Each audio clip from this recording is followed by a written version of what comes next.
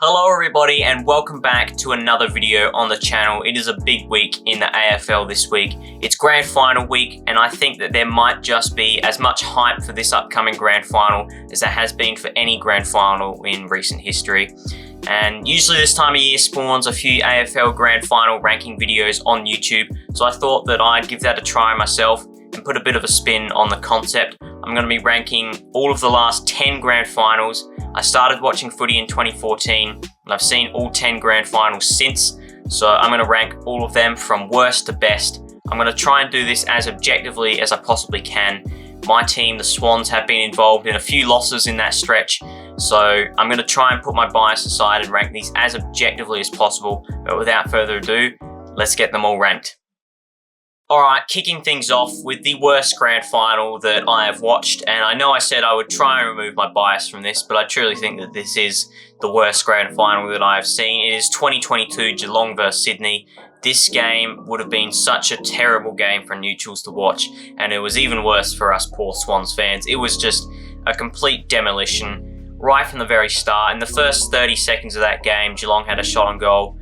Tom Hawkins, it was Tom Hawkins in the pocket. He did miss, but I could tell from that moment that we were going to struggle to win that game, and we didn't even fire a shot. Like, I remember Geelong got on a run of like 4 or 5 goals in as many minutes at the end of the first quarter. The margin was already out to 6 goals at quarter time, and it pretty much stayed that way during the second quarter.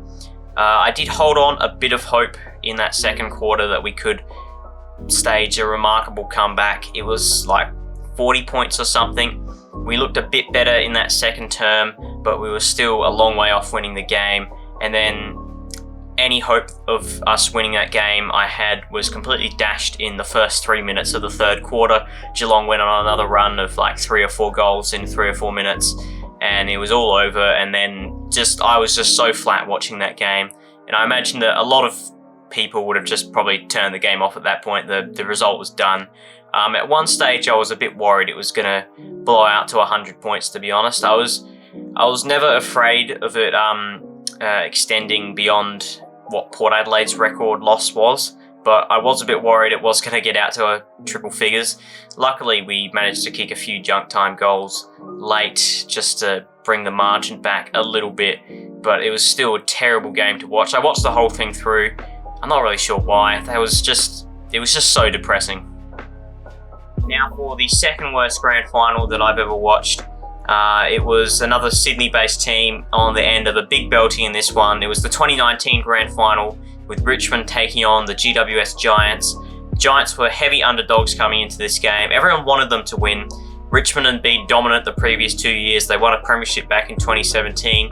While the Giants, it was a bit of a miracle that they even made it to the grand final, so everyone wanted them to win. But unfortunately, that's not what happened. It was a very close game in the first quarter. It was a very tight game, massive arm wrestle. GWS, after about 20 minutes, kicked the first goal through Jeremy Cameron, and it looked like they were a chance. Then Richmond kicked a couple of late ones at the end of the first quarter, and from there it was all one-way traffic. They kicked like 11 or something goals in a row, and GWS didn't fire a shot for the rest of the game. The only reason why I say that this wasn't worse than the 2022 grand final is because it was at least competitive for a quarter, which you can't really say that about 2022 grand final. But nonetheless, this was just a boring game. There was at least one interesting storyline with Marlon Pickett picking up a premiership in his first ever game at the AFL level. But yeah, there was absolutely nothing going for this game other than that. Next up, as the third worst grand final that I've watched, it is the 2015 grand final between Hawthorn and West Coast. This game was just such a forgettable game. I hardly remember a thing about this match. I know Luke Hodge kicked a magnificent goal from the pocket. Jack Darling had an absolute howler of a drop chest mark. And that's about it. It was just one of those games that nothing interesting happened. It was Hawthorn's third grand final win in a row, so I don't think anyone really wanted them to win this game other than Hawk supporters. And it was just a forgettable game right from the start. I think Hawthorn pretty much were dominant all game. West Coast might have had a bit of a mini comeback, but never really got themselves back into it, and they were just completely rolled. It wasn't as big of a belting as the previous 2 games that I mentioned, but yeah, it was nothing really interesting happened, did it? Next up, we got another pretty boring grand final. That was 2014, where my Swans took on Hawthorn. This was the first ever grand final that I watched. I was 8 years old at the time, so I really don't remember much about this grand final. Other than that, it was pretty much over at quarter time or half time. There was not much to say about this one. I honestly can't remember a thing. I was 8 years old. I wasn't a super AFL fan at that point, so my memory of that game isn't the greatest. But perhaps that's a good thing, because we got absolutely rolled. Up next, we have another game I have very little recollection of. It is 2017, when Adelaide took on Richmond. I actually fell asleep during this game. Now, it wasn't as boring as some of the previous games that I'd mentioned. However, I'd had a big sleepover the previous night. I'd stayed up until probably past midnight, and the following day, it was grand final day, and I was just exhausted. I needed sleep. I remember this game was actually pretty close in the first quarter. I think Adelaide might have even been leading at quarter time, but then Richmond took over in the second quarter, and then they really put the game to bed in the third and fourth quarter, at least looking at the score worm and the highlights, because I wouldn't have known. I don't know exactly what point I fell asleep during this game. I think it was during the second quarter, but I woke up on the final siren, and the Crows had just lost by 48 points. So I guess what I did see was a fairly good game. But yeah, I really don't remember much about the game because I wasn't awake to see a lot of it. Now moving on to the top half of the list, and I think there is a bit of a divide between the top half and the bottom half. There's a clear worst 5 and a clear best 5. This next one is 2020, Richmond taking on Geelong. Now, to be honest, I didn't really have a whole lot of interest in this game in the lead up to it. It was Richmond v Geelong. I really did not care who won or lost this game. I wasn't really a big fan of either team at the time, so I just wanted a close game. I didn't have a care in the world who won, and it was a fairly good game. It was pretty competitive for about 3.5 quarters. Geelong, I believe, got out to a bit of a lead in the second and third quarter before Richmond and Dustin Martin turned the tide. This was an all-time game from Dustin Martin, perhaps one of the all-time greatest individual performances in a final, let alone a grand final. 4 goals and 20-something disposals is nuts for a midfielder, especially with shortened quarters. He did that with 16-minute quarters. If that was a full 20 minutes, he could have well had 5 goals and nearly 30 disposals in a grand final. It was nuts. And his goals came at crucial times. Like, he really turned the game in that third quarter. It was nuts what Dustin Martin did on this day.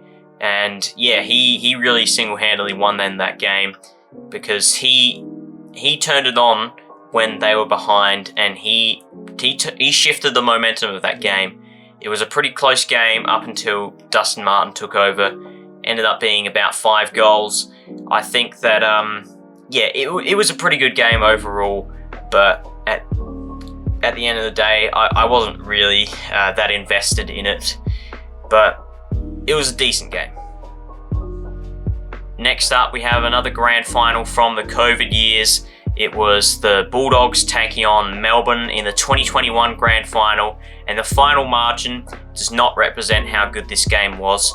74 points, you think, wow, that was a blowout, but yeah, it was a close game for 3 quarters, which sounds crazy, but that is really the truth. It was, at one stage, halfway through the third quarter, the Bulldogs looked like they were going to run away with it. Melbourne got out to a bit of an early lead. Obviously, this was like a fairy tale story for them. It was 57 years since they'd last won a grand final, and they got off to a good start, but then the Bulldogs really started to claw their way back into the game. Marcus Bontempelli had 3 goals to his name halfway through the third quarter. He had Norm Smith written all over him. But then the D's turned a tide. Christian Petrarca was absolutely instrumental throughout the third quarter, winning center clearances, kicking big goals, setting goals up. And then they kicked something like 16 out of the last 17 goals of the game in the space of a quarter and a half. It was just one of the craziest turnarounds mid-game that I've ever seen. At three-quarter time, the D's led by 24 points.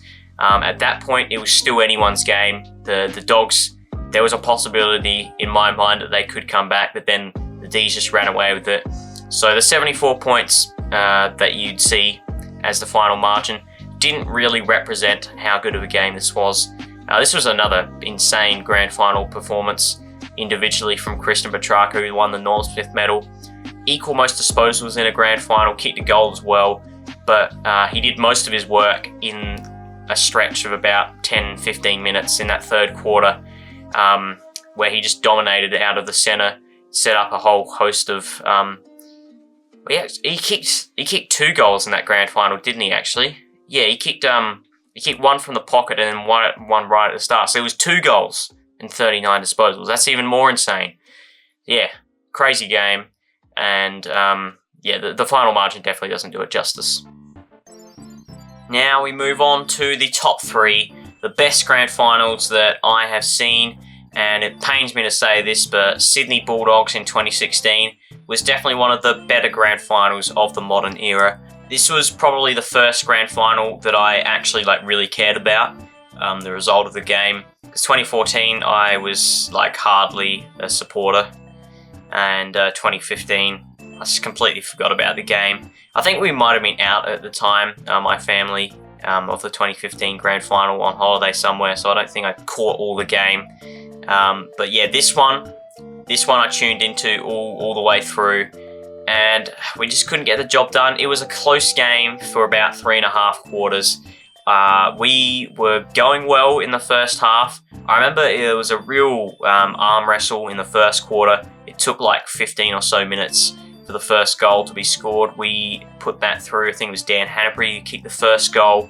And then it was neck and neck up until about probably the next 3 quarters. It was neck and neck. The Bulldogs had a narrow lead going into the last quarter, and eventually they just kicked away at the end. But there was some pretty crazy good individual performances in this game. Tom Boyd had a breakout game. Josh Kennedy kicked 3 goals, 34 disposals, arguably robbed of the Norm Smith medal. Definitely would have won it if we had won that game. Jason Johannisen, I honestly don't remember him doing that much, but he was the Norm Smith medal winner that season. Sorry, that game. Probably should have gone to Tom Boyd or Josh Kennedy. But yeah, unfortunately, we did not get the chocolates this game. It was the second grand final in a row that we had lost. We've now on a 3-loss streak for grand finals. Hopefully that changes this weekend. I really hope it does, because I don't know if I can go 4 grand final losses in a row. Alright, we're getting into the big ones now. The second best grand final that I've ever seen. There is a very clear top 2 in this list. I don't think anyone can dispute that. But in second spot, as the second best grand final that I have ever watched, I've got 2018 Collingwood versus the West Coast Eagles, an iconic game. It was just fantastic. So many highlights. Collingwood got off to an amazing start, kicked the first 5 goals of the game. I think they were up by 28 points or something halfway through the first quarter, and it looked like they were going to dominate, but the Eagles, they just kept clawing it back, slowly clawing it back.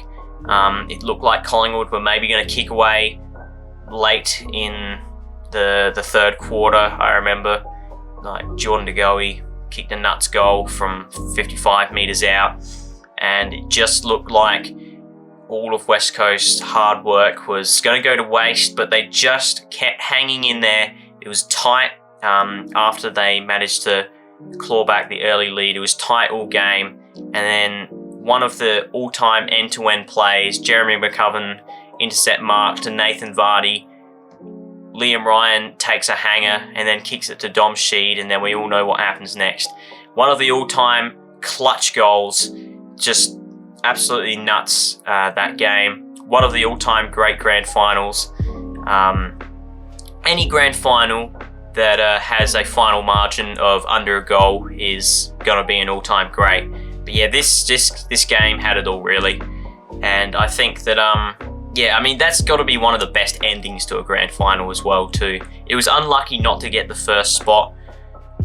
Really, these top two could be interchanged. I think that's fair to say. But yeah, this was a nuts grand final. I remember watching it at the time. I was barracking for the Eagles. I was glad they got the win. Yeah, fantastic grand final. Now it is time for the best grand final that I've ever watched.